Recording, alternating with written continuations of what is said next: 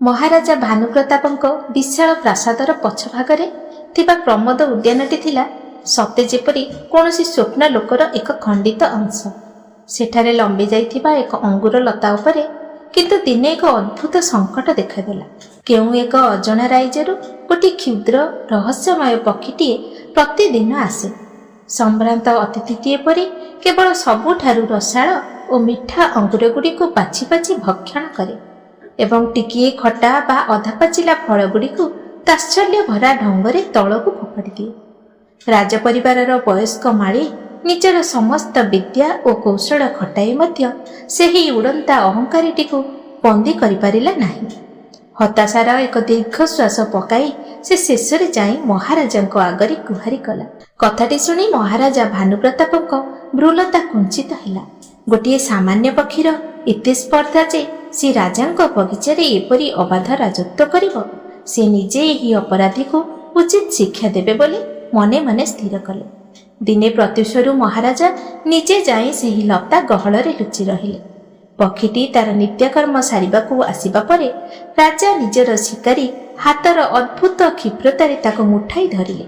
ରାଜାଙ୍କ କ୍ରୋଧ ଦେଖି ପକ୍ଷୀଟି ନିଜର ଅନ୍ତିମ ସମୟ ଉପସ୍ଥିତ ବୋଲି ଜାଣିପାରିଲା, କିନ୍ତୁ ତାର କଣ୍ଠସ୍ୱରରେ ଭୟର କୌଣସି ଚିହ୍ନ ନଥିଲା।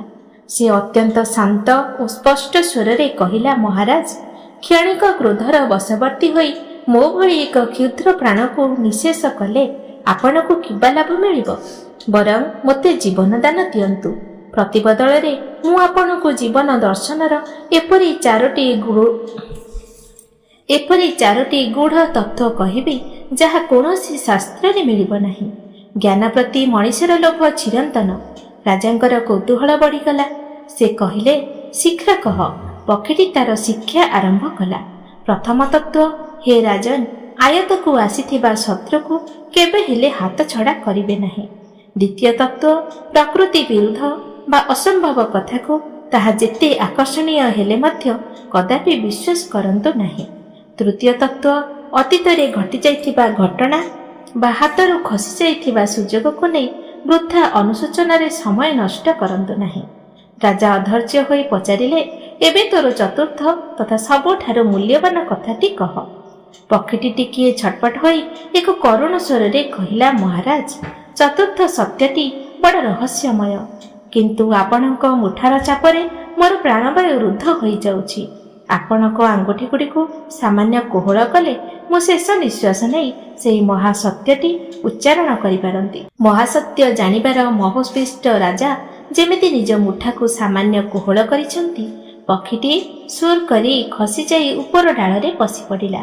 ତାପରେ ଏକ ବିଦ୍ରୂପାତ୍ମକ କଣ୍ଠରେ କହିଲା, ମହାରାଜ, ମୋର ଏହି ଛୋଟିଆ ପେଟ ଭିତରେ ଦୁଇଟି ଅମୂଲ୍ୟ ହୀରାଖଣ୍ଡ ରହିଛି। ହୀରାଖଣ୍ଡର କଥା ଶୁଣି ରାଜାଙ୍କ ମୁଣ୍ଡରେ ବଜ୍ର ପଡ଼ିଗଲା। ଏତେ ବଡ଼ ସମ୍ପତ୍ତି ତାଙ୍କ ହାତରୁ ଖସିଗଲା ଭାବି ସେ ହାହାକାର କରି ଉଠିଲେ।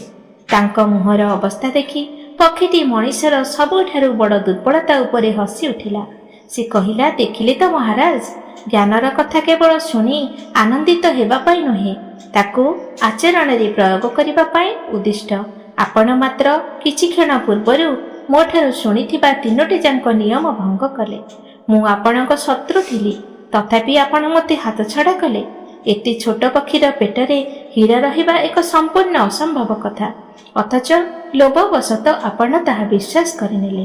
ଆଉ ଏବେ ହାତରୁ ଖସିଯାଇଥିବା ଏକ କାଳ୍ପନିକ ହୀରା ପାଇଁ ଅତୀତକୁ ଝୁରି ମିଛରେ ଅନୁତାପ କରୁଛନ୍ତି। ଉପଦେଶଗୁଡ଼ିକୁ କେବଳ ମସ୍ତିଷ୍କରେ ସାଇତି ରଖିଲେ ତାହା ପାଉଁଶରେ ଘିଅ ଢାଳିବା ସହ ସମାନ।